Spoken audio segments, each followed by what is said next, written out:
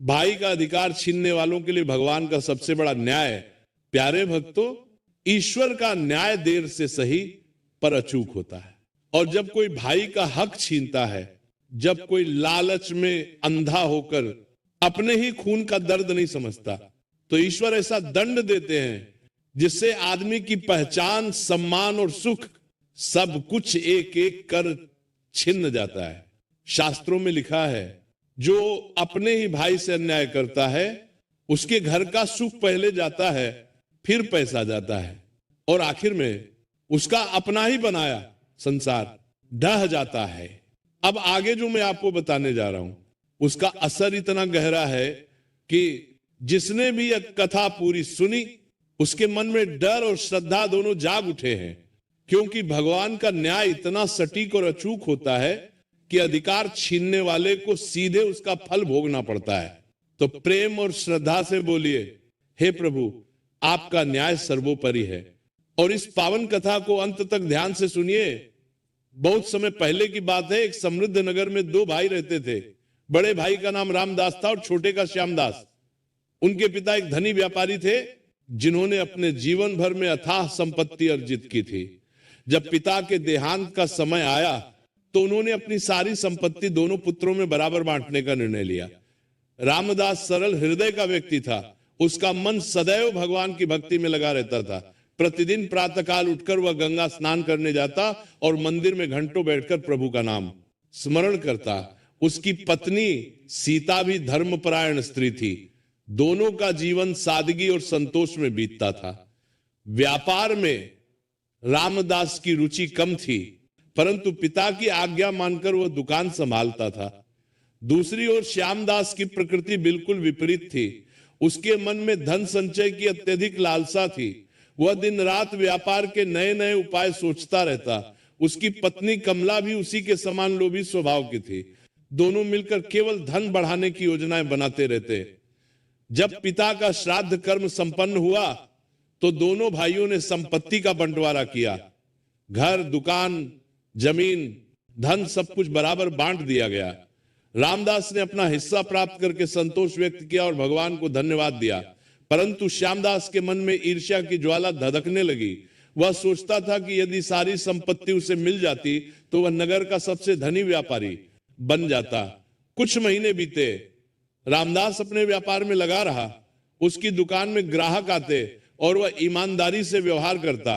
लाभ कम होता परंतु उसका मन प्रसन्न रहता। वह जो कुछ कमाता उसमें से 10वां भाग गरीबों में बांट देता। उसके घर में सदैव साधु संतों का आना जाना लगा रहता। श्यामदास की दुकान में व्यापार तेजी से बढ़ने लगा। वह तरह तरह के छल कपट से ग्राहकों को ठगता, माप तौल में कमी करता, मिलावट करता, परंतु उसका धन बढ़ता जा रहा था। कमला भी पति की सहायता करती और दोनों मिलकर धन संचय में लगे रहते। एक दिन श्यामदास के मन में एक कुटिल विचार आया। वह सोचने लगा कि यदि किसी तरह रामदास की संपत्ति भी उसके हाथ आ जाए तो कितना अच्छा हो। वह रात भर इसी चिंता में डूबा रहा। अंततः उसने एक योजना बनाई। अगले दिन प्रातःकाल श्यामदास रामदास के घर गया। उसने बड़े प्रेम से कहा, भ्राता श्री, हम दोनों एक ही माता पिता की संतान हैं। क्या आवश्यकता है अलग अलग रहने की? क्यों ना हम दोनों मिलकर व्यापार करें, एक साथ रहें, एक साथ भोजन करें। इससे हमारा व्यापार भी बढ़ेगा और भाईचारा भी बना रहेगा। रामदास सरल हृदय का था। उसे भाई के शब्दों में छल दिखाई नहीं दिया। उसने सोचा कि सचमुच यदि दोनों भाई मिलकर रहें तो कितना अच्छा होगा। उसने श्यामदास की बात मानते ली। दोनों भाइयों ने मिलकर व्यापार करना आरंभ किया। पहले कुछ दिन तो सब ठीक रहा, परंतु धीरे धीरे श्यामदास अपनी चालें चलने लगा। वह व्यापार का सारा हिसाब अपने हाथ में रखता, रामदास को कुछ भी नहीं बताता। जो लाभ होता उसमें से अधिकांश भाग अपने पास रख लेता और रामदास को कम देता। रामदास को कुछ संदेह हुआ, परंतु भाई पर विश्वास करके वो चुप रहा। सीता ने कई बार कहा, स्वामी, आपका भाई ठीक नहीं कर रहा, वो आपको छल रहा है। परंतु रामदास ने उसकी बात नहीं सुनी। वो कहता, वो मेरा छोटा भाई है, वो मुझसे छल कैसे कर सकता है। समय बीतता गया। श्यामदास का धन बढ़ता गया और रामदास का घटता गया। एक दिन श्यामदास ने और भी बड़ी चाल चली। उसने नगर के कोतवाल को धन देकर अपनी ओर मिला लिया।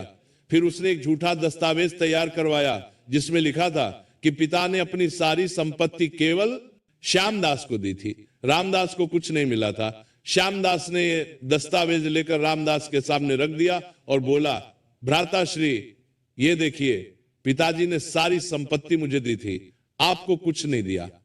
अब तक मैंने आपको अपने साथ रखा, ये मेरी दया थी, अब आप इस घर से चले जाइए। रामदास अवाक रह गया। उसे विश्वास नहीं हुआ कि उसका छोटा भाई जिसे उसने इतना प्रेम दिया इतना नीच हो सकता है। उसने कहा, भाई ये तुम क्या कह रहे हो?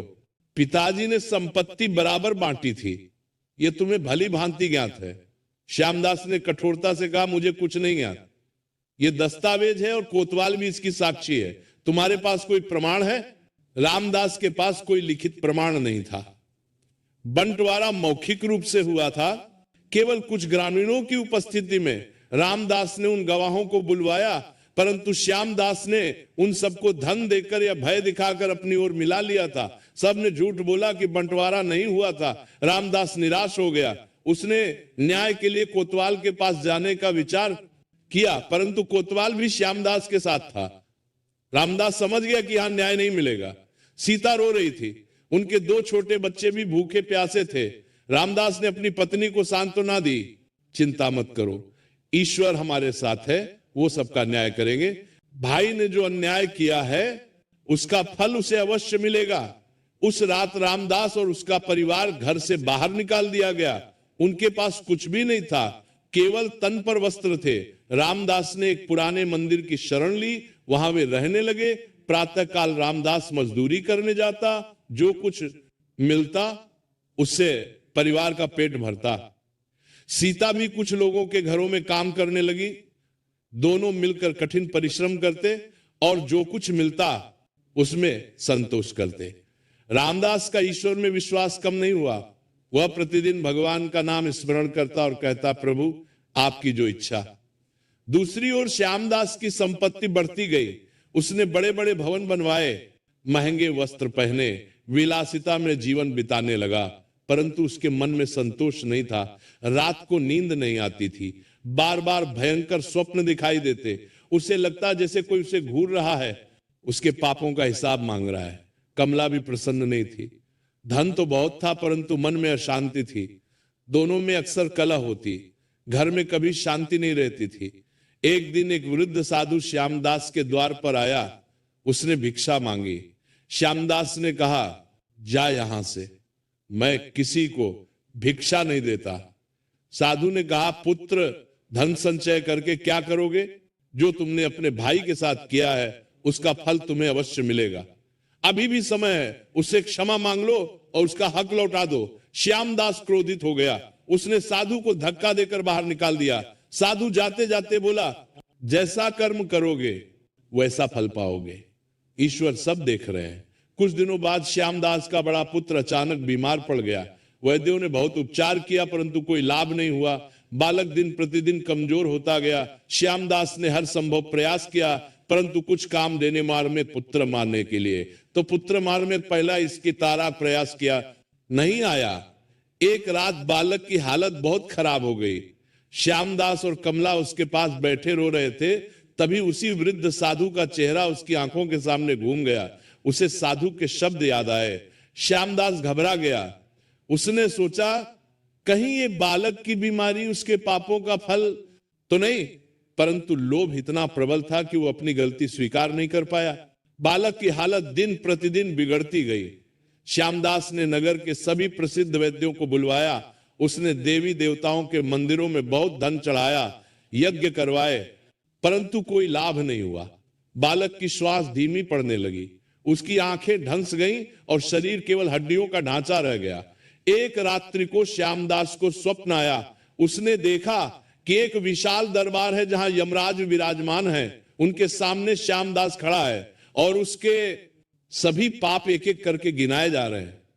यमराज ने कहा, तूने अपने सगे भाई का हक छीना, तूने झूठ बोला, छल किया, मासूम बच्चों को भूखा रखा, तेरे पापों का घड़ा भर चुका है, अब तुझे दंड मिलेगा।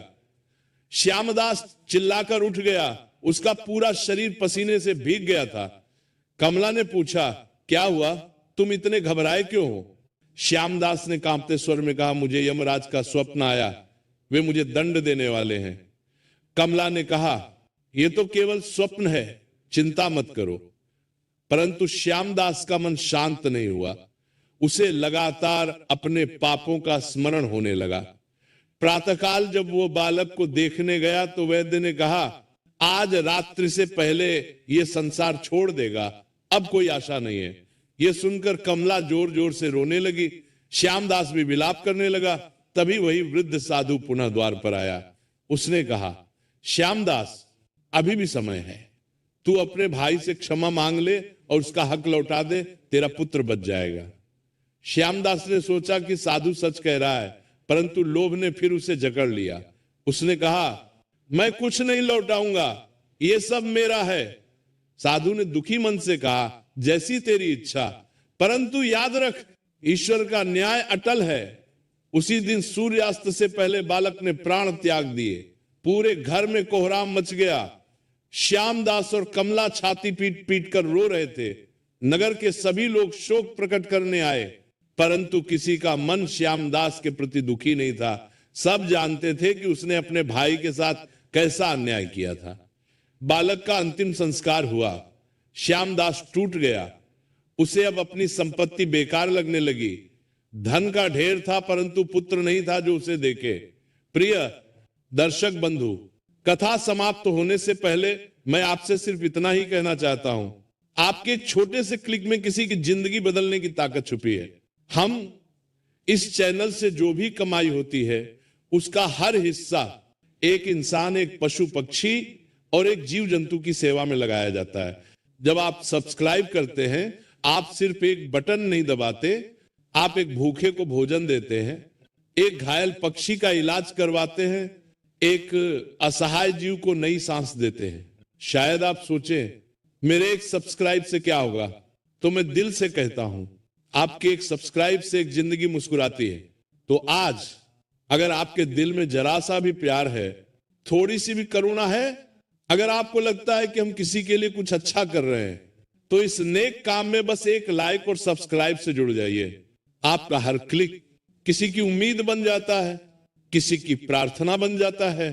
तो आइए हम मिलकर सिर्फ कथा न सुने, बल्कि किसी जीवन के रक्षक भी बने। अभी सब्सक्राइब करिए और एक लाइक कर दीजिए और प्रेम का यह संदेश आगे बढ़ाइए। और हो सके तो कमेंट में जय राधे राधे जरूर लिखें।